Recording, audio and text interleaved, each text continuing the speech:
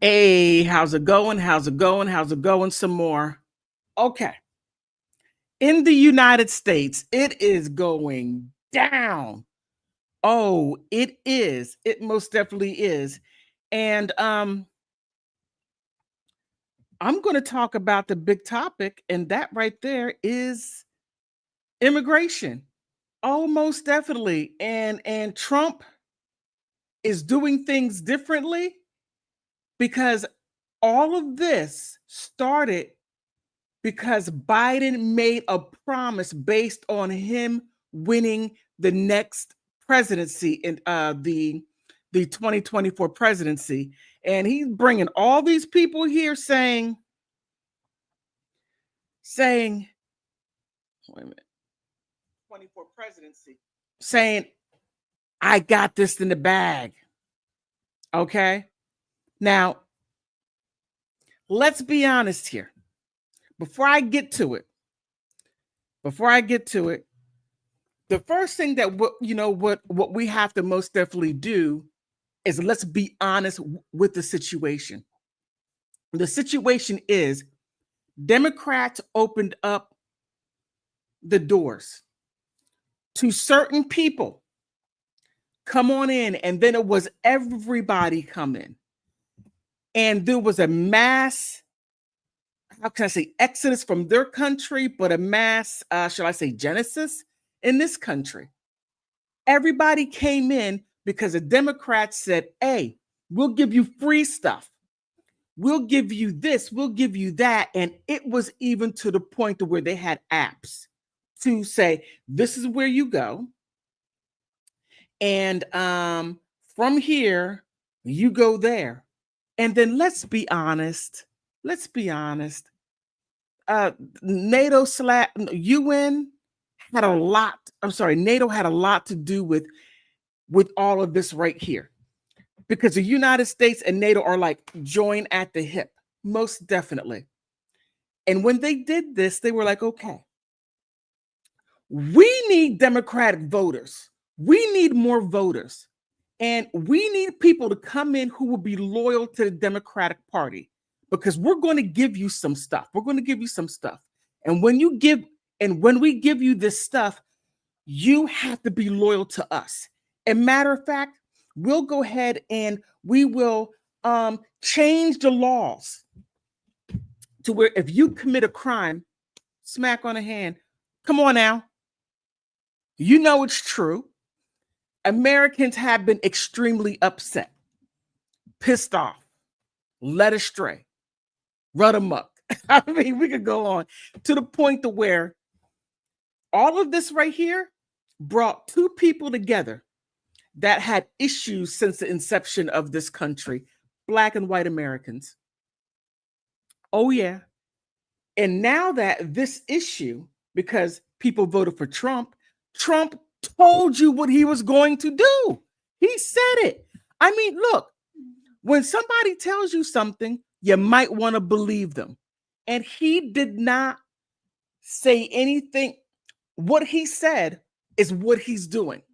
And now, oh, Cubans. Oh, my goodness, Cubans, you made the block hot. You made it hot. Because in these groups of people came in here through saying, I'm a refugee, which, come on, you weren't a refugee. That was just something that Biden said. Everybody has mass protection for this amount of time. And all of you have refugee status. And it was an executive order. Many people don't understand that executive orders does not have to be honored by the next president. Okay. But I got a couple of videos, short videos, clips I want you to see to only back up what I'm saying.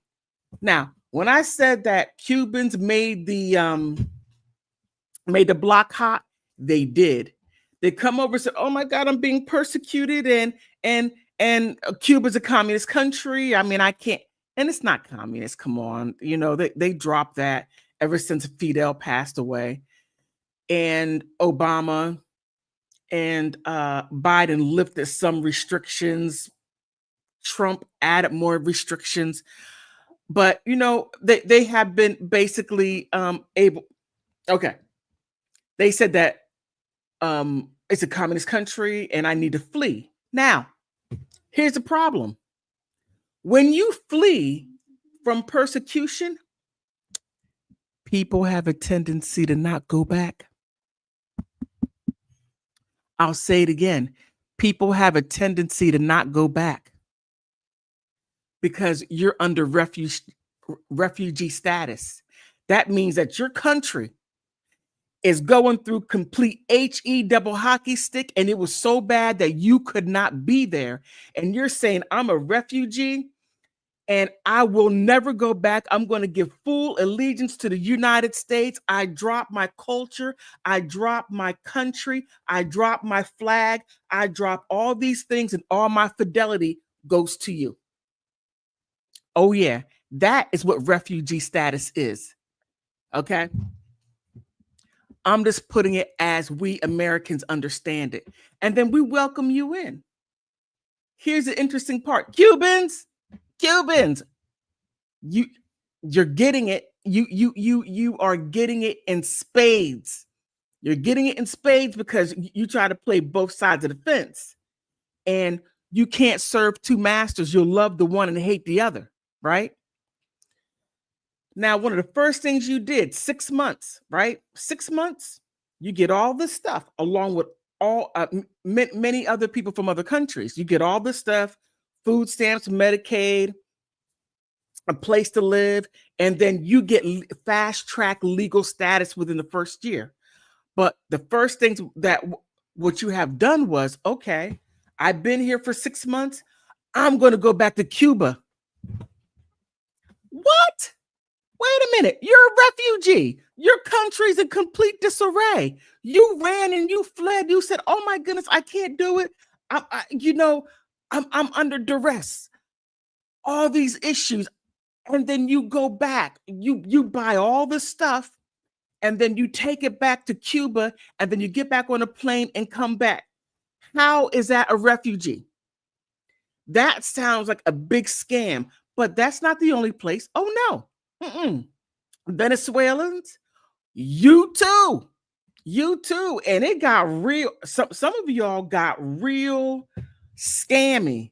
You all were on some scam time to where you learned, and this guy, this Venezuelan content creator in the US got some info from some Africans saying this is how you can get property, a house. And then you go, you fix up a place, and then you just sit there and squat. What? And he was on TikTok telling everybody. And once they found out where he was, he's getting deported. And now it's like he made Venezuelans have been hot for a while. But let's go back to what I was talking about. Cubans. Okay, where is it at? Now, Cubans feel that they have been hoodwinked. Keep in mind, Trump,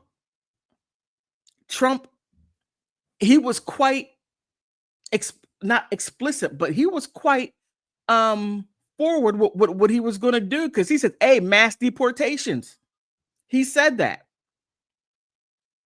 And then, okay, how can I say this? Okay, in the Latino Hispanic, yes, I'm throwing you Hispanics in here too, community, you all have hatred for one another.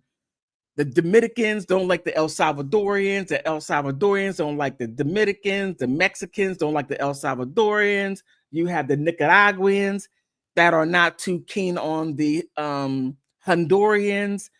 The Argentinians think that they're all uppity, right? Uppity. And the Chileans are like, look, I could go on and on and on. So there's a whole lot of fighting amongst the community. Now, when the elections happened, they're like, look, I'm voting for Trump. You all people, you gotta go. You gotta go. You do. Oh, Haitians, you're a part of Hispaniola as well. You too, you get back in the water. I mean, it's going down. It is. But down in Florida, where there's a big Cuban stronghold, yeah, I like certain places of Florida, you can't get a job if you don't speak Spanish in the United States. How does that happen? How can you apply for a job and you can't get it because you don't speak Spanish? I mean, hey, it's real. It's really real. And my ex-husband, I said this before, my ex-husband's from Nicaragua. So, woo, I understand. I understand the nuances and all that stuff. And I'm just like, y'all got a lot of sugar, honey, iced tea with you.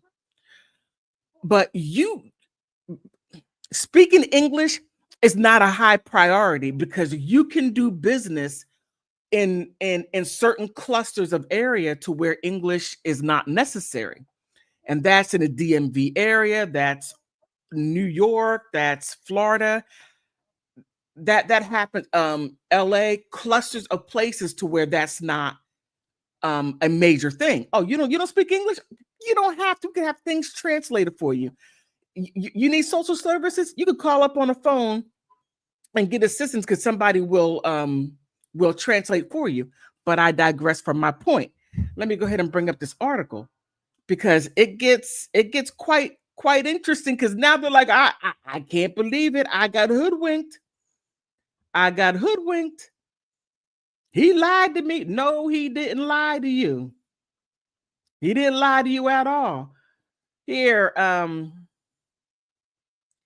a cyber Cuba right here. And here it says, I voted for Trump, but this is getting out of hand. Cubans fear that his family's deportation.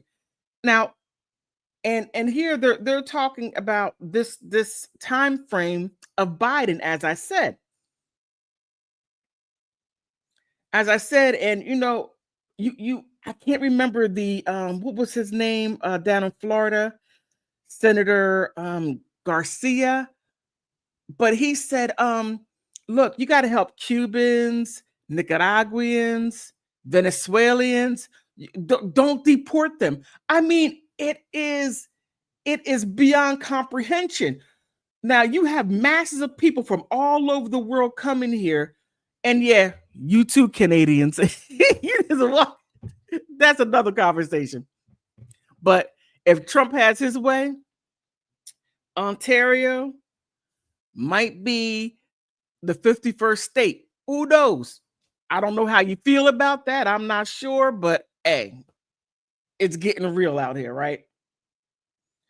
But let me see, back to my point. But here, revoked the legal status of thousands of immigrants from Cuba, Haiti, Nicaragua, Venezuela, who entered the United States legally during the term of President Biden, like I said. And what he did was he said, hey, I'm going to open up the doors. You don't have to be vetted. We don't care who you are. Just come and be a Democratic voter. And that's what they did. Free stuff. I'm able to go to the US and English is not a requirement. I mean, it's wild. But here, among the affected is Cubans who sponsored 6 relatives under the program who fear that they may be deported to Cuba. I mean, yeah. And this uncertainty generated by these changes in the US immigration policy. Look, policy is changed by people. Now, when you have a mass people coming in, and then you already have people that already live here, now we got to share space. Now, when you come, you bring your culture with you, and you sort of forget that the United States has already an established culture. That's why you like it, and that's why you want to come, because you like the culture that already exists. Now, some of you are like, well, I only came to make money. That's part of the culture. We are very innovative people. We invent stuff. We make stuff that is used all around the world. And you're like, okay, I want to come, and I may not speak English. I didn't finish school, so you're going to have to build me up. And we do. And we do. But then it comes to like, okay, but now it's me, but I want to bring my entire family. Now, I got to say, hold on for a second. As an American, that is foreign to us. We have let me see, how can I say this? Americans have a culture of fighting. I'm not talking about other countries. I'm talking about people fighting the government to make the country better for us as a people. Now, some of us had to fight a little harder to get the rights that we want. Now, if you come from a country to where fighting for your rights in your country, and you're not a fighter, but you are a fearful people, we're going to look at you a little strange after when you bring everybody with you. And I know this because I married my ex-husband. But I married my ex-husband. That sounds but when he came during Nicaragua during the 80s when that civil war broke out. Now that's a bit different when you got fighting going on. And his thing is he never went back. You could not get him to go back unless of deportation. People that flee their country and they are come as refugees, they don't go back. Oh no, the horror sticks. The night terrors that I have witnessed sticks. And you're saying and you're saying I'm a refugee, and then you go back 6 months later. That isn't true. Marco Rubio pointed that out. Okay, I'm digressing a little bit. I mean, okay, big time, I'm digressing. And I know some of you are going to get upset with me. You're going to get upset, but that's okay. That's okay. We got to tell the truth and shame the devil, right?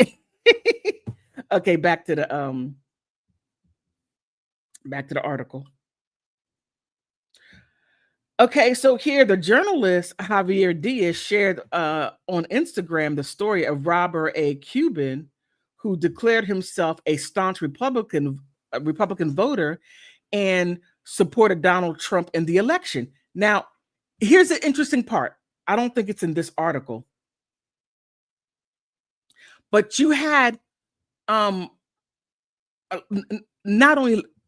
only Latino voters that came here maybe first or second generation immigrants. I mean, immigrants or first generation immigrants are now voting as I am a part of the United States. I am a part of America.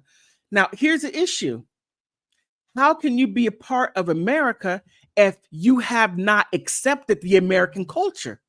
Nah, it doesn't work like that.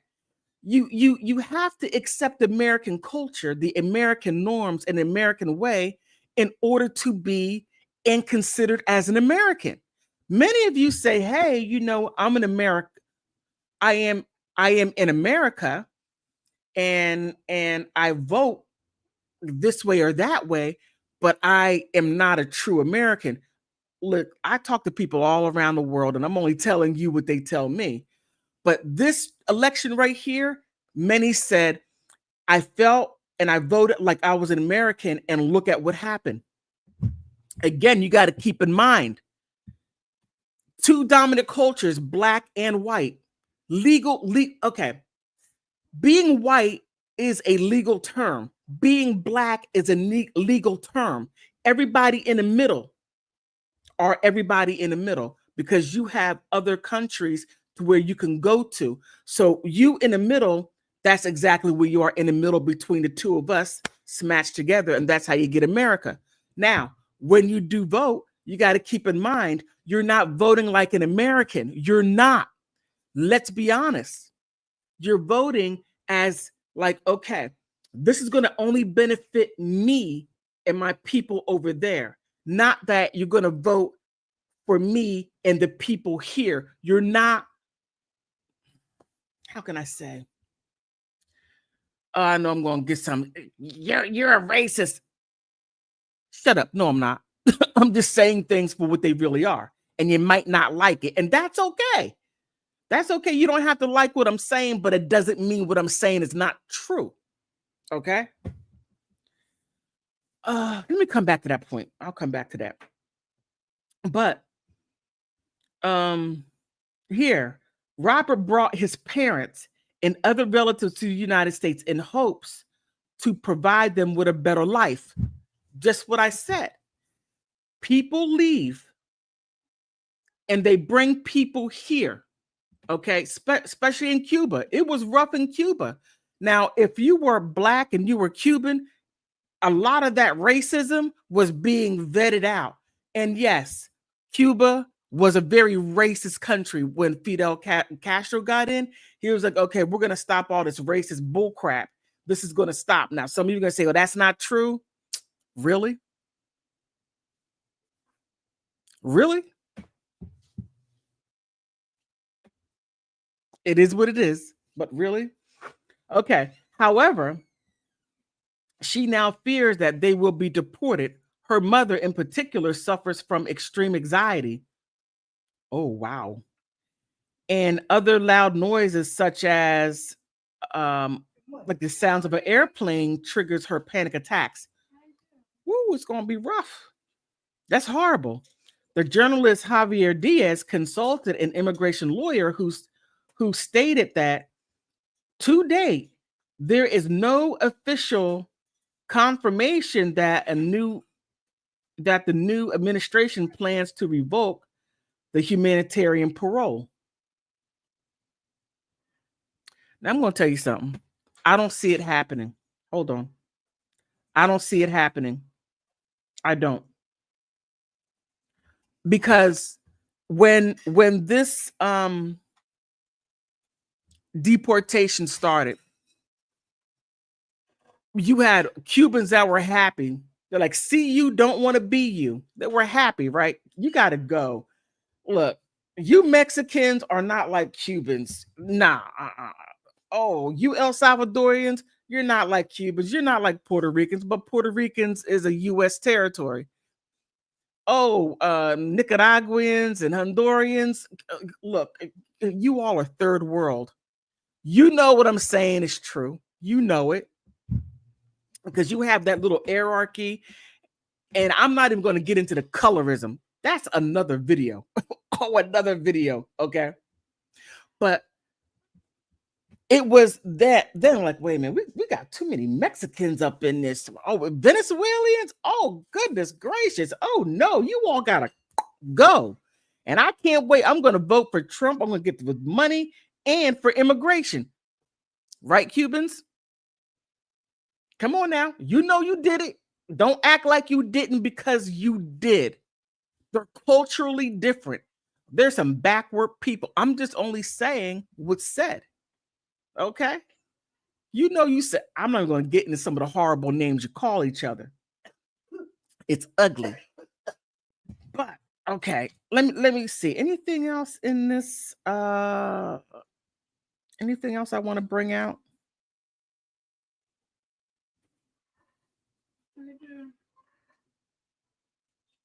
Okay, now I'm going to leave it right there. But let me go ahead and let's look at, where's the one that I want to show you about the guy? Ah, here he is. Uh-oh. Here's the one. Hold on, there's a commercial I want to get rid of first. Are you okay? Okay.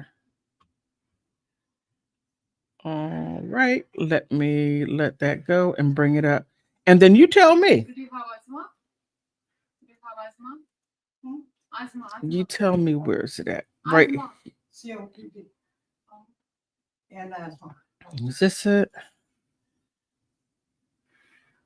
President Donald Trump is expected to invoke That a wasn't it. sweeping wartime authority to speed up mass deportations. That's according to sources familiar with these discussions. So this comes as fair Venezuelans use, in fair Florida, use. many of whom voted for Trump because of his tough stance on immigration, are now having second thoughts. For CBS.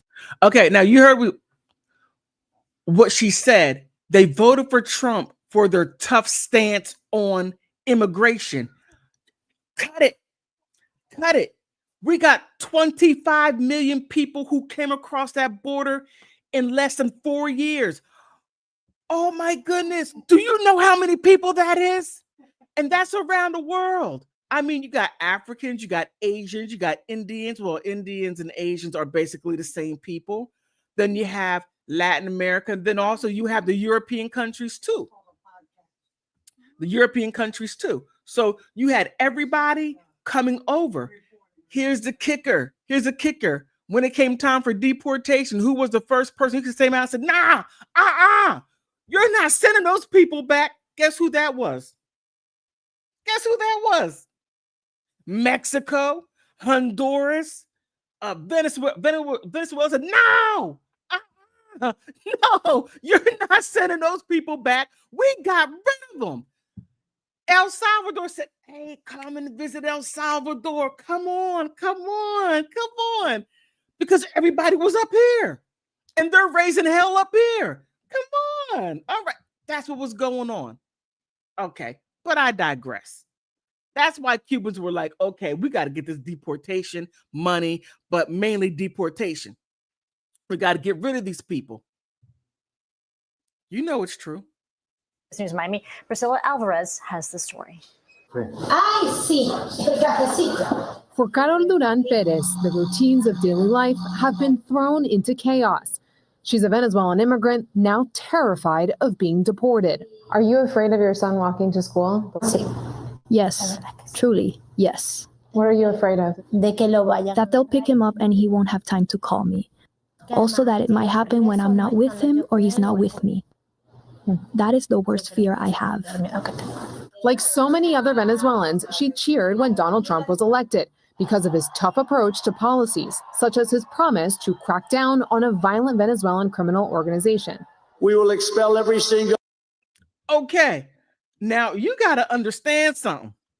Please understand this. And this is something that people are not really taking into consideration. When they say, when they say a violent Venezuelan, do you think that they're going to actually stop and take a look? Okay, I got my thing. Okay, look. Are you violent? Remember, you came in here unchecked. Remember, now you have people out here raising hell. Oh yeah, them. But they're going to go ahead and say, I'm taking all of you. I'm not going to sit here and choose which one, eeny, meeny, miny, mo, catch a tiger by the toe, if a holler to let him go, eeny, meeny, miny, you're deported. They're not going to do that. No. But let me back up on this point and let her finish saying what she was saying. Illegal alien gang member and migrant criminal operating on American soil, and remove the savage gang Tren de Aragua from the United States. You supported Donald Trump, even though you couldn't vote for him. Sí, sí, yo creo que. Yes. I believe there is a large community of Venezuelans who did. What she didn't expect is for those policies to throw her life in limbo and stoke fear in her community. Carol is one of hundreds of thousands of Venezuelan immigrants who were granted temporary protected status, or TPS, under the Biden administration. President Trump wiped that away for all Venezuelans. When they said the TPS is going to be revoked, were you surprised? Sí, totalmente. Okay. I'm sorry, I don't mean to pause it, but look, check this out. All of them came in under the temporary protection order, whatever it was, right? Every single last one of them. When he wiped that out, you're like, Tren de Agua, bye. See you, don't want to be you. You're going, right? But you didn't stop and realize that when he took that away, that meant that you no longer had any status, temporary status in this country. Because if you're saying, well, okay, let me put it to you like this, in a logical way. All Tren de Aguas are Venezuelans, but not all Venezuelans are Trinidad. Okay. So do you think Trump is going to stop and go through all of how many millions of people that came from Venezuela on up here saying, well, let me go through this Rolodex, who's Trinidad and who isn't? I mean, look, I found it quite interesting how some Trinidad was trying to get through police and get away from the police by dressing like women. Look, you would never see the Bloods and the Crips dressed like women. Never. Never. They would turn themselves in before they put on women's clothing. I mean, I just found that quite interesting. I'm just saying. They did it. I'm just reporting on it. Okay? Don't give me no flack because that's what they did in Colorado. Okay, I'm going to leave that point alone. Man, I can't. I'm sorry.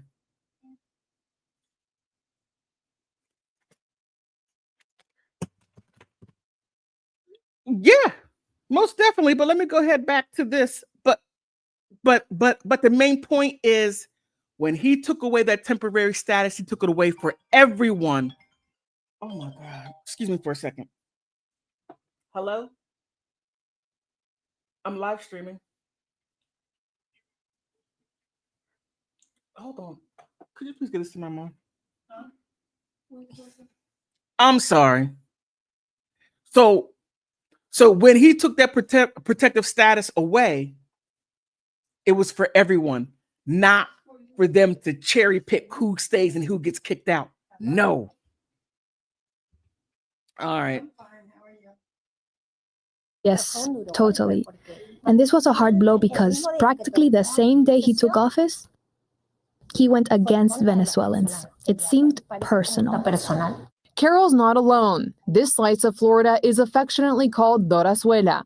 Doral, a Miami suburb best known for its Trump golf resort, is home to 27,000 Venezuelan immigrants. Wait a minute.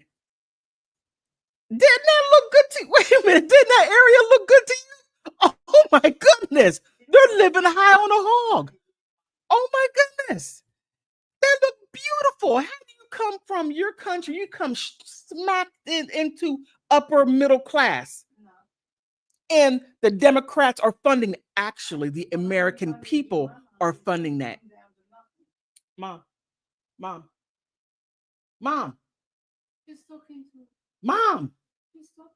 I'm live streaming. Okay. I'm sorry, she's loud. I'm sorry. But anyway, I never lived that good in my life. It makes me want to run down a border and come back in and say, my name is I'll think of some kind of name. But you're living good.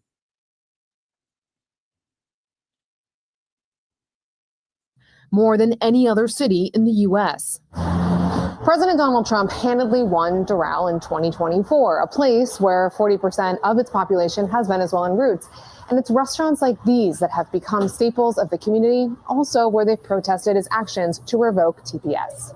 El Paso is a gathering place for Venezuelans. The restaurant is losing business. People are afraid to leave their homes.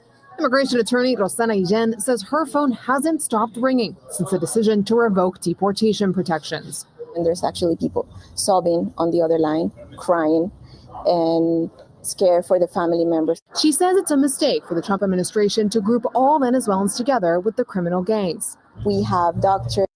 Just like I said. All Trinidad de Agua are Venezuelans. Not all Venezuelans are Trinidad de Agua. How? Okay, let's say for an example, they start gathering people up. Do you think Trinidad de Agua is going to say, hey, I'm Trinidad de Agua? No, they're going to say, I'm not Trinidad de Agua.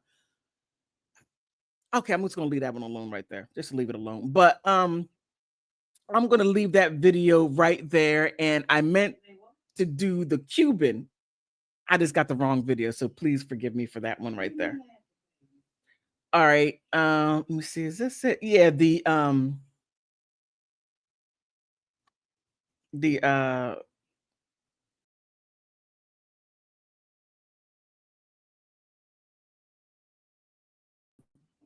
I'm sorry about that. I'm pressing everything but what I'm supposed to. Oh, Lord. Okay, this is it. Now, this is the guy right here that I was telling you about. Right? Plastic surgeon to the stars? Guilty. Okay, what's your best tip? A Venezuelan national dubbed the migrant influencer is at the center of controversy this morning. He has been using TikTok to coach migrants how to live in the U.S. by taking advantage of laws protecting squatters. Hannah Doba reports. Fair use. In his most recent controversial TikTok video, Moreno is telling his followers to avoid living on the streets in the United States. They can, quote, invade empty homes and live there, saying under U.S. law, if a house is uninhabited, it can be seized, referring to squatting rights in our country. That video garnered almost 4 million views. As we have more migrants move. Isn't that interesting? Do you have a different phone number again? And he wasn't the only one. There were other people may have not ever thought about becoming a content creator, but would watch and absorb content. But however, saying, "Oh my goodness, I have an American baby. I am staying. They cannot kick me out because my baby's American." I mean, you had stuff like that. And they don't understand US laws at all, especially when it comes to birthright citizenship. Oh my goodness. They're getting a smack in the face. Now, again, my ex-husband is from Nicaragua. I'm from the US, and we have 2 children. Our children are US citizens, but also dual citizenship, right? Well, not right, but I'm telling you. But however, it is what it is. Trump isn't done yet because he most definitely made his intentions clear. Before he became president, he told you what he was going to do. So that right there is for another video. I touched on other videos, but this one, I'm going to leave it alone altogether. But it's something that most definitely needs to be explained because there are people that are terribly, terribly, terribly confused and have not read the 14th Amendment. And if they have, really don't have a firm understanding of it. And I'm going to leave it right there. Okay. You have to know that. I thought you had that. Oh, Lord, Mom. Moving into cities, more homelessness. We are going to see more of it, more squatting. James Burling is a property rights attorney. But they're talking about all the advantages that you can get from squatting.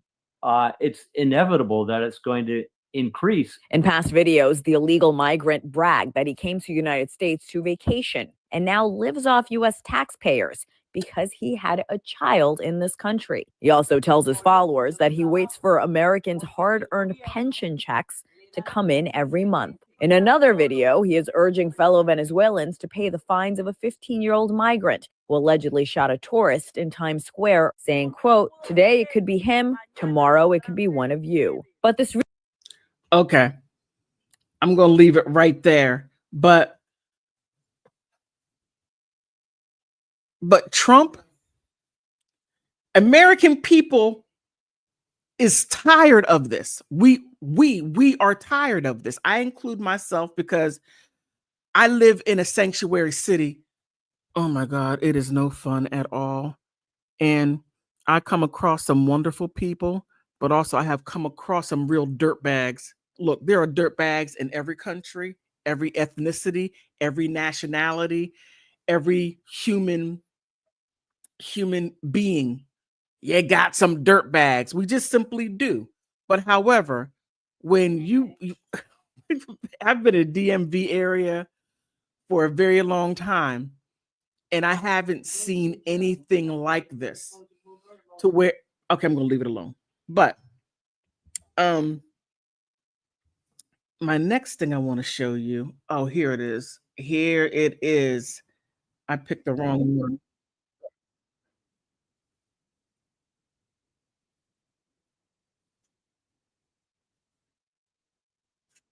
I'm about to show for them Haitian Venezuela. Enjoy going back to your. This is what I meant to start off with. So please do forgive me. But however, fair use. Well, Karen, fair use.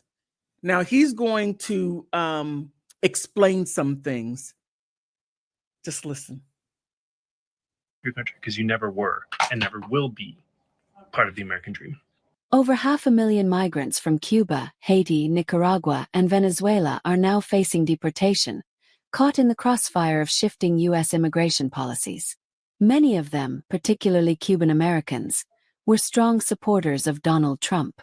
But with the Trump administration's recent decision to end their legal status, a wave of regret is sweeping through a once loyal voter base. Is this the breaking point for Cuban American Republicans? Let's dive in. The Biden administration had introduced a parole program allowing migrants from these 4 countries to stay in the U.S. for up to 2 years, provided they passed background checks and secured a financial sponsor. The goal? To provide a legal pathway for those fleeing oppressive regimes. Okay. Do you know? Okay. I don't think people have an understanding of what it takes to be a sponsor, to sponsor someone. Oh my goodness. It is like having a child that you didn't give birth to, nor did you adopt. You have to make sure that you provide their food, clothing, shelter, medical expenses, dental expenses, and a place for them to live, and also their behavior. If they act a fool, you are looked upon because you sponsored them. You have to make sure that they get a job. So what if you roll the dice and you sponsor somebody and they have some serious issues with the law? Like, I'm going to beat up police officers because that's what I do in my free time. This is an example, right? But you have people coming in from these areas, and it's like, okay, well, I mean, well, go ahead and go through a background check, and then I'll see if I can be able to afford to keep you here. Now, there are some people who get married, right? And that's a good thing if you love each other. I mean, I married my ex-husband and I divorced him too. Oh my goodness. That was my internal voice. It just sort of came out. Forgive me. But we make better friends. However, that's not the point. The point is that it's a huge responsibility to sponsor someone. Someone says, okay, in my country, it's horrible, but I want to come here and I want you to take care of my needs until I can take care of my own needs. Some people may get married, take care of their needs like that. And look, ladies, be careful of the men here, especially. Okay. I know of an instance, I'm going to talk about, I know of an instance that a guy, nice guy, doesn't have a lot of money, but he wanted to marry this one woman from Africa. I can't remember where she's from. Nice lady. But she married him because she needed a sponsor. But when she married him, he didn't tell her that he didn't make enough money because he lives off of Social Security. And he needed a sponsor to help sponsor him to sponsor his wife. I mean, it gets wild. It gets really wild and deep. Okay, I don't know what to say, but it's wild. But however, they were able to straighten it out, and she was able to get a job and to make it easier to where the U.S. is stop look. Hey, wait a minute, dude. You said that you could sponsor her, but they were able to straighten it out.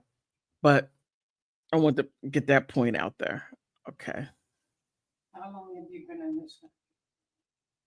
Wait a minute. Almost 8 years. regimes, while also managing border security in an orderly way. But now, the Trump administration has abruptly ended these programs. Homeland Security Secretary Kristi Noem stated that the programs do not serve a significant public benefit and are inconsistent with the administration's foreign policy goals.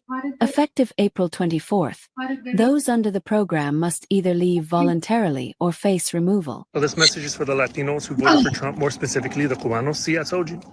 Now your ass is going to be sent back to your fucking country.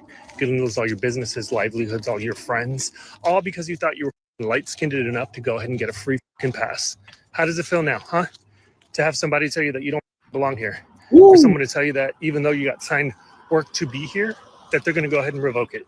Crazy, right? And now this is the consequences of your actions because you wanted to be a fucking pick-me. And when you're back in Cuba and you're sitting there wondering what happened or how things went wrong, remember, you did this. This is your fault. This is your problem that you need to deal with now. This decision is particularly significant in Florida, where Miami-Dade County is home to the largest Cuban-American community in the country. Many of these voters have historically aligned with the Republican Party, believing it best represents their anti-communist values.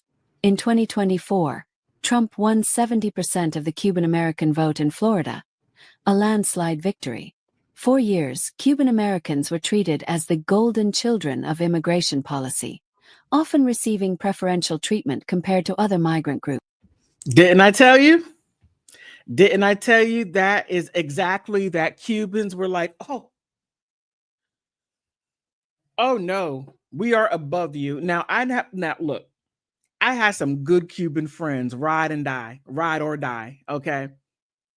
And they will tell you that's how Cubans act. Now, not the people that I know and hang out with. They're like, we don't subscribe to that kind of foolishness, but it does exist. But this video is bringing out a lot of stuff. Let me continue.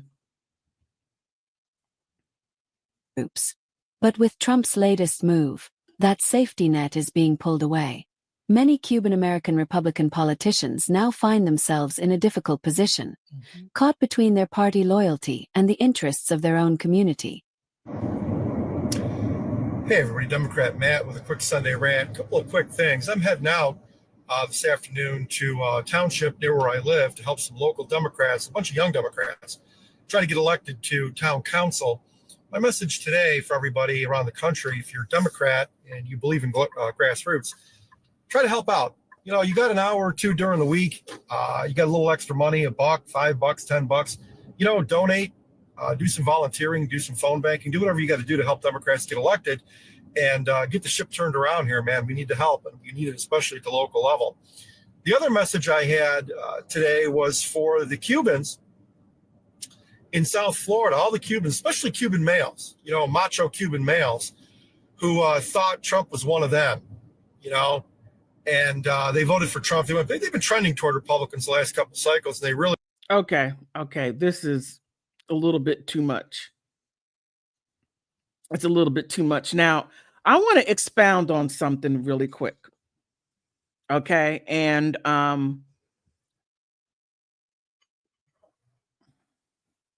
politicians,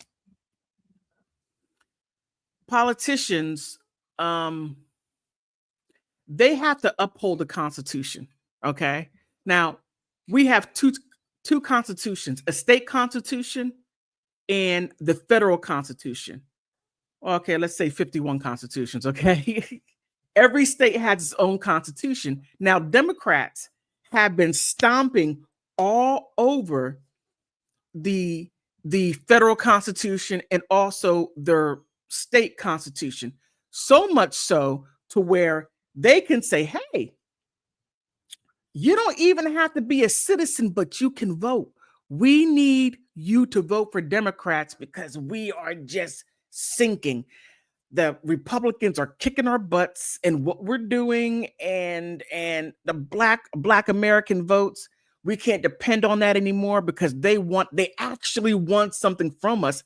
How dare they want something from us? Because we have to give it to everybody else, but we're not going to give anything to Black Americans. No. Now that jig is up. Nothing symbolic, Nothing like, oh, you get Juneteenth. That right there is for your reparations. Don't ask for anything else, while we're giving billions and hundreds and billions of dollars to Ukraine and all these other countries. So Black Americans like, nah. You got money for all of this and you can't even do right by us. And we have been voting for you all this time for what, 60 years, and got what? Zero. We are at the bottom of the totem pole.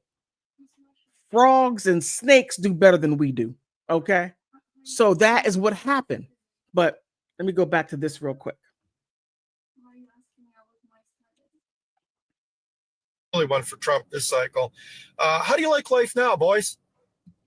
How's life treating you now? It was announced a couple of days ago that Party Pam, your party girl attorney general, and your president, who you think is such a macho, I don't know what the attraction is to this fucking guy, decided that they're going to reclassify about 500,000 people, to a legal status. And you guessed it, in that group are Cubans. So the next time you're going to vote with your instead of your head, vote for the party, or consider voting for the party that actually gives a shit about you and your people.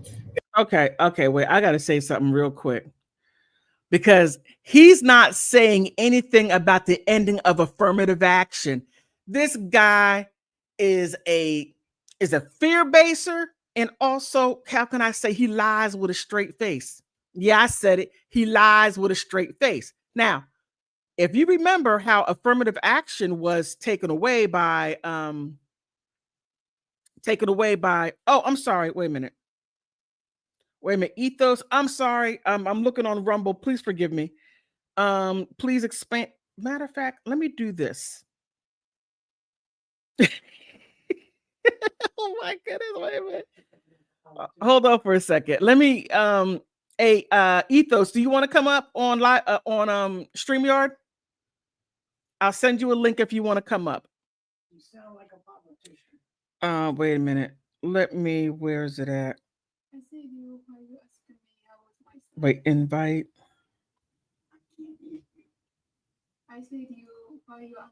Hold on. That's if you want to come up. Okay, sorry about that. All right. Let me see. What was I saying? Oh, I'm on a wrong.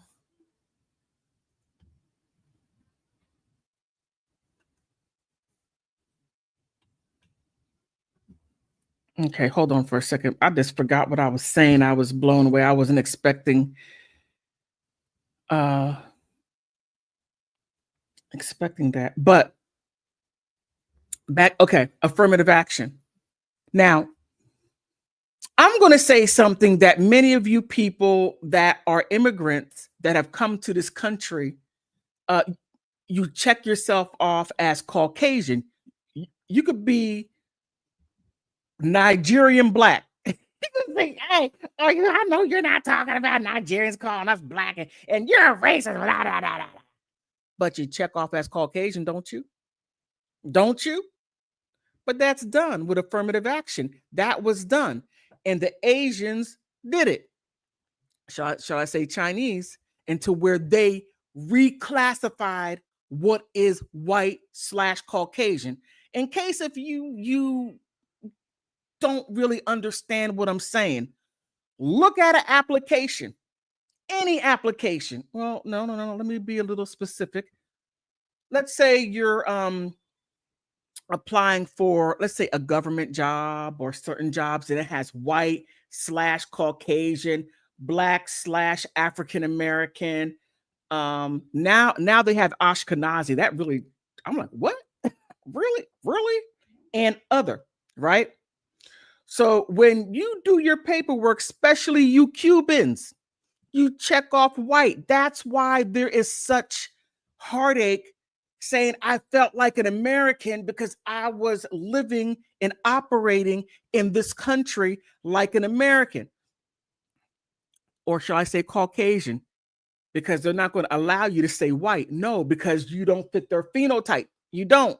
And if you go back to this court case back with 1913, when Indians start coming to the United States and they want to be classified as white, and white people said, no, you do not look like us. Our phenotypes, no, but you can be Caucasian and you can have that. You're close, you're somewhere near the Caucasus Mountains, well, maybe about 1,000 miles away, but we can still allow you to do that. And now that affirmative action is gone and they took race out, this is what you have now. You weren't reading the room. You weren't reading the room at all. But let me go back and see if you... Where's it at?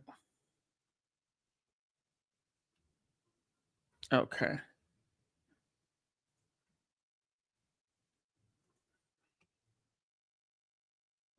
Hey, okay. How you doing?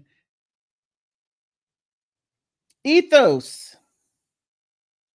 I'm doing pretty good. How are you doing? How are you? Oh, not too bad.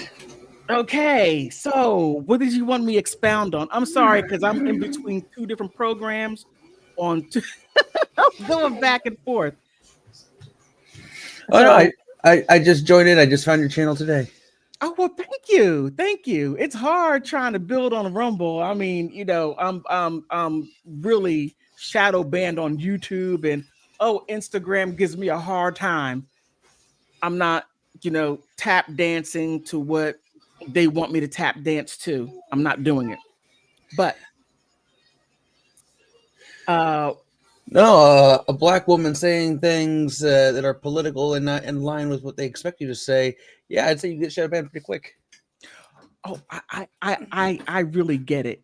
I get it. They call me coon. They call me white man's bedwench. They call me everything but the child of God.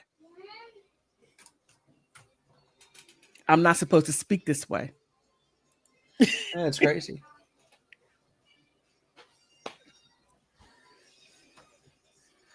So, who's the weird guy with the glasses? Oh, that's a politician down in what do you call it? Florida.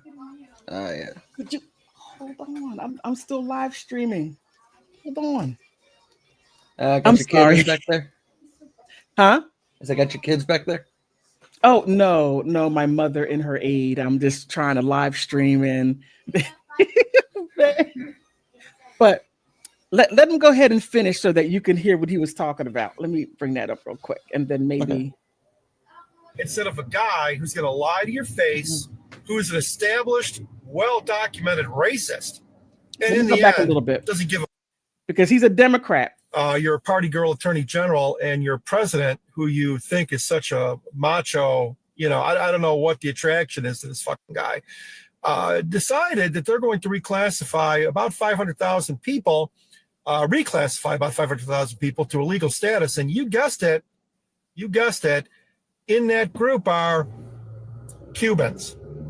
So the next time you're going to vote with your instead of your head, vote for the party or consider voting for the party that actually gives a shit about you and your people, instead of a guy who's going to lie to your face, who's an established, well-documented racist, and in the end, doesn't give a fuck about you and never will. Oh, and happy Sunday.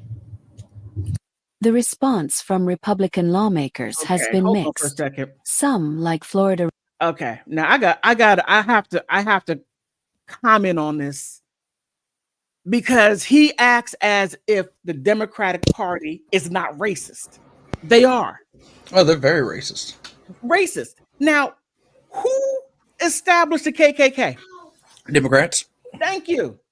Who established Jim Crow? Democrats. Who revoked the oh my goodness, Brown versus the Board of Education? Democrats. Who Thank fought you. against the civil rights movement of the 1800s? Democrat or Exactly. the Whigs? The Whigs. Actually, A lot of the Whigs actually did go towards the Republican Party, but the Democrats, which did also take in a good amount of Whigs as well, fought very hard against equal rights for the Black people in the 1800s. And even today, you can look up online when people ask you, hey, why is say voting ID racist? And you'll get a lot of answers such as, well, Black people don't know how to use the internet, they don't know where the DMV is, they don't know how to get a card. It's like, excuse me, I mean, I've been to school, I've been to the library, I've seen plenty of Black people doing these things. I don't know why you think they can't do them. I mean, they certainly think they can, so I don't know why you think you can. It's wild. It's wild. I mean, the fact, just the very fact that somebody could say, well, Black Americans, they don't have IDs, and so therefore, or they don't have the internet, or and then they buy it and eat it up. I mean, I wonder how many Democrats actually believe in the Easter Bunny and Santa Claus. What I think it boils down to is if you get told a lie enough times, you begin to believe it. So if you come from an area that's been voting, say, Democrat for, let's say, the last 3 generations, and you're told that, hey, those other people, those are the racists, they want to do this and this and this to you. I've been here for you for this many years. Well, you're probably going to trust what you happen to know. Mm-hmm. As I am a 3rd generation Democrat, and I left it and became an independent because I just started to see all of us. Well, actually, I had a smackdown argument. I said this other times on live on my videos with a Republican, and any type of liberal thing that I can come up with, I said at the point of sounding like an idiot. But he said, and I remember this, and if you ever cross any of my videos, if you ever do in life, thank you. Thank you. I appreciate you because you removed the cloth from my eyes, because he said one simple thing. He said one simple thing. He said, being a Democrat, what did you get out of it? Something along those lines. I was like, well, I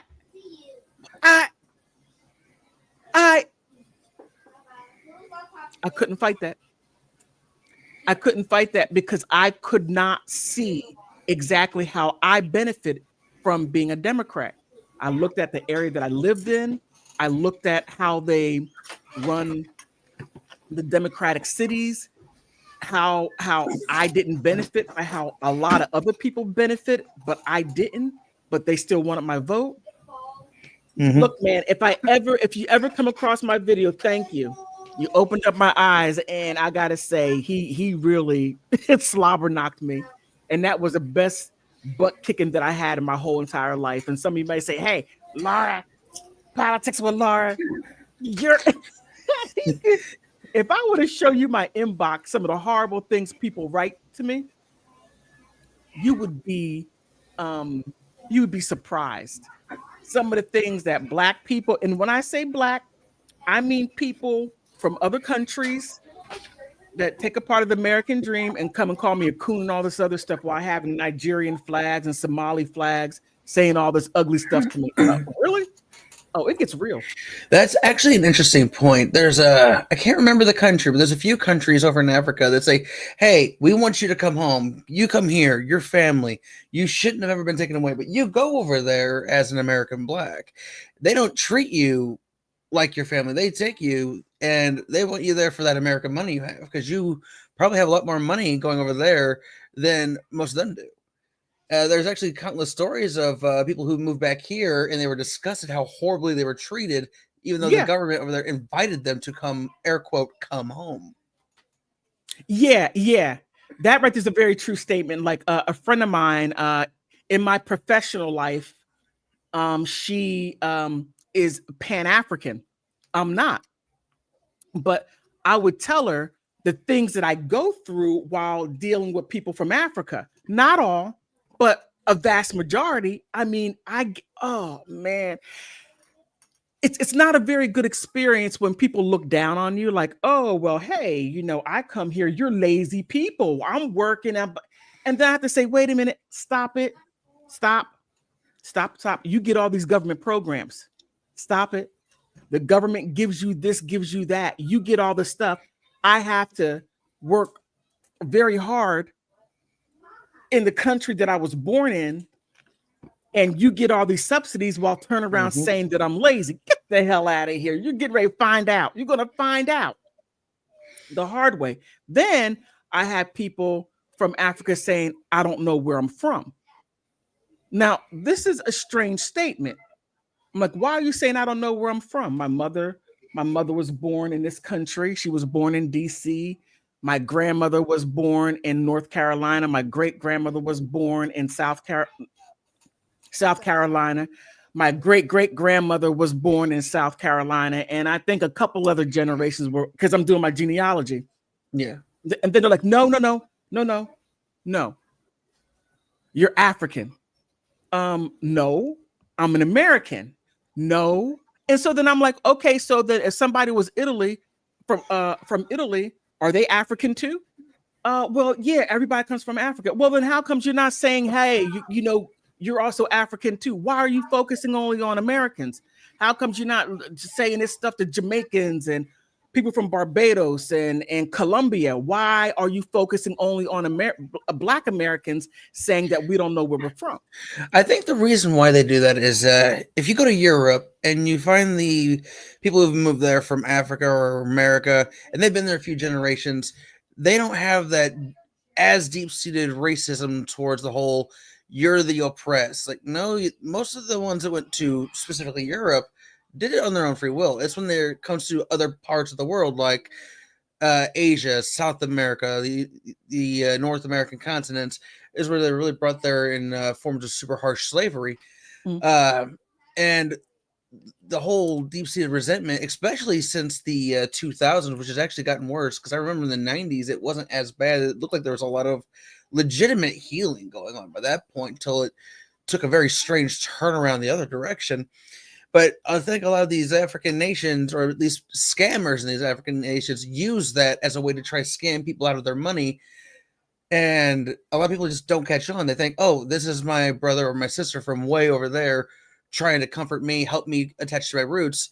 And next thing you know, all you need to do is send them a small bit of assistance financially, because why wouldn't you want to help out your relative? Yeah, it's sad. It's sad but true. I have come across it was a funny one, the love scam. The Morocco was doing a love scam to send money. I had a blessing from Nigeria. I hope you see this. I out scammed you.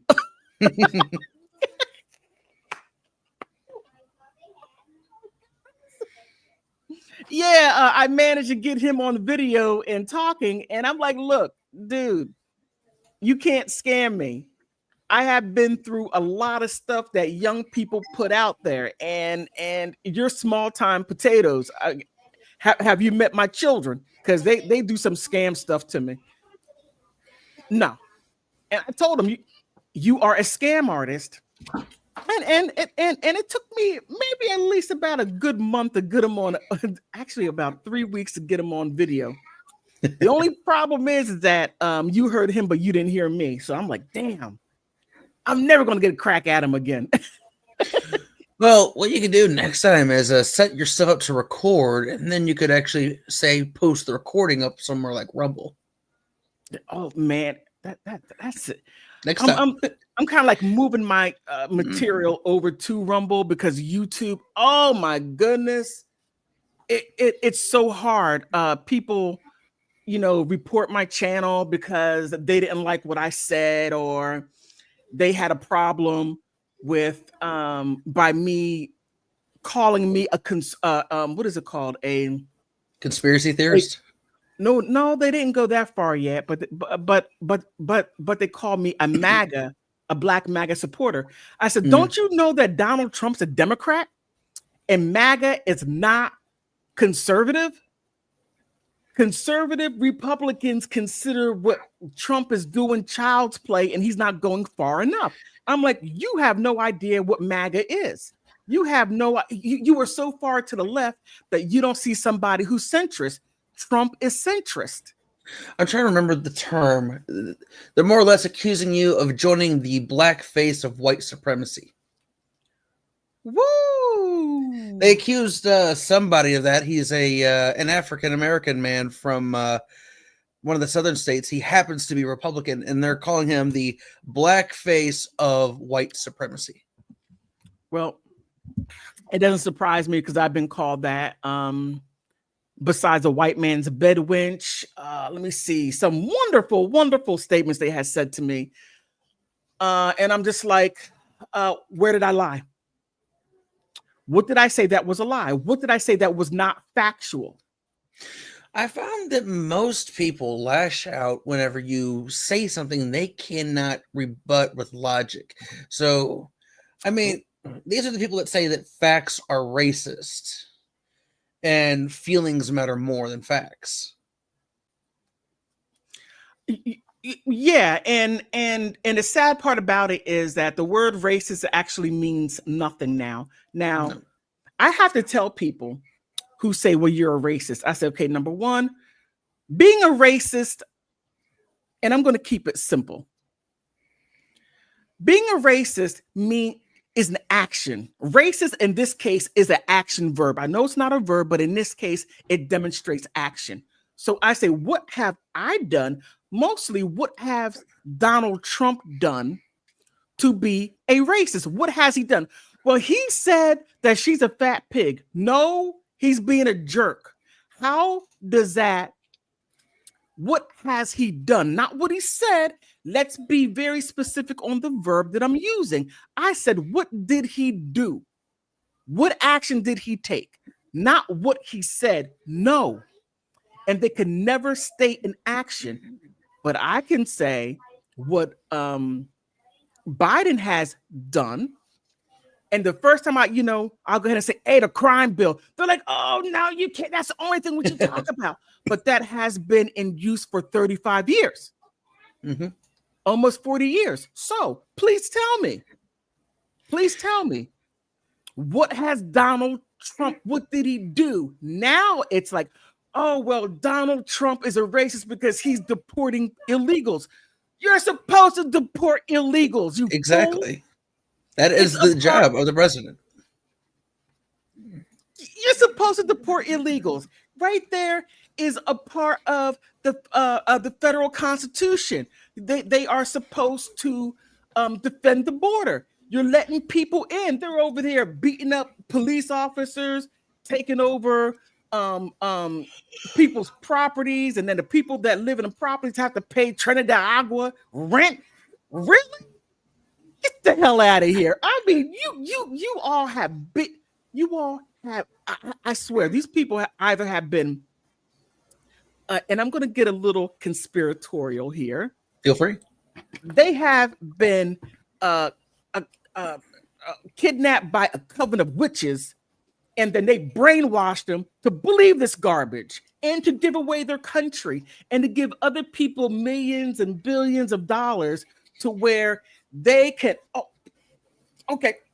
While I'm still being conspiratorial, to give it millions and billions of dollars, but also allow people to bring their entire families up here to where we support them until they are able to get a stronghold into this country and then be able to become politicians. Now, I have gotten to the point to where I'm looking at these politicians. I look at Ilhan Omar.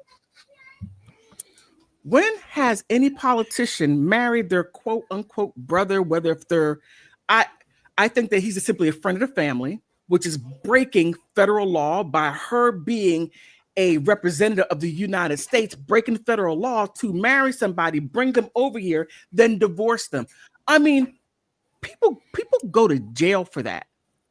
Well, when it comes to people becoming overwhelmingly Democrat, let me put it this way for you. I'm assuming you use a Windows computer. Yeah, right now I'm using Chrome. All right, so I'm sure you noticed because Windows now puts pop-ups on your desktop half the time now, a lot of the stuff you'll see is very Democratic leaning, especially when it comes to news. Democrat, Democrat, Democrat. So you're flooded with it all the time. And they themselves have great interest in doing this because they themselves give a lot of money to Democrats. That's like when you search up news from liberal Google, you're going to see very Democrat-friendly things. YouTube searches, let's say Trump said something very positive in the news yesterday. You search it up. You're going to only see the negative things, and you have to search really hard to find what you're actually looking for.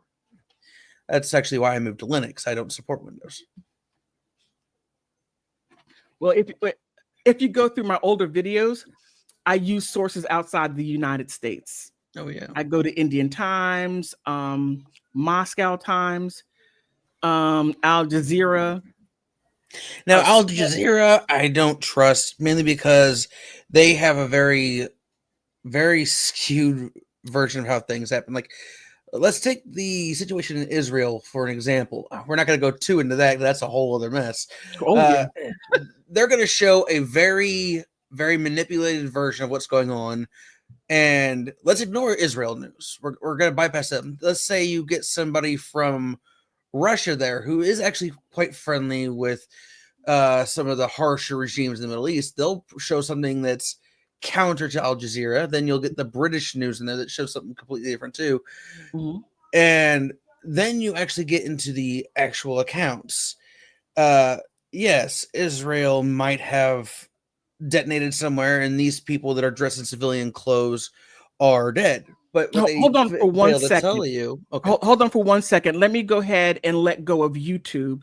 Those of you who are on here, go to my Rumble channel because we're going to eventually get into the topic of what we're not trying to talk about, but we're going to talk about. And I'm going to have so many problems from YouTube. So please go to my Rumble, go on over there right now, and I'm going to close this out. Hold on for a second. Let me close out. How do I do this? Oh, I know how to do this. Sorry. All good. Okay, end stream.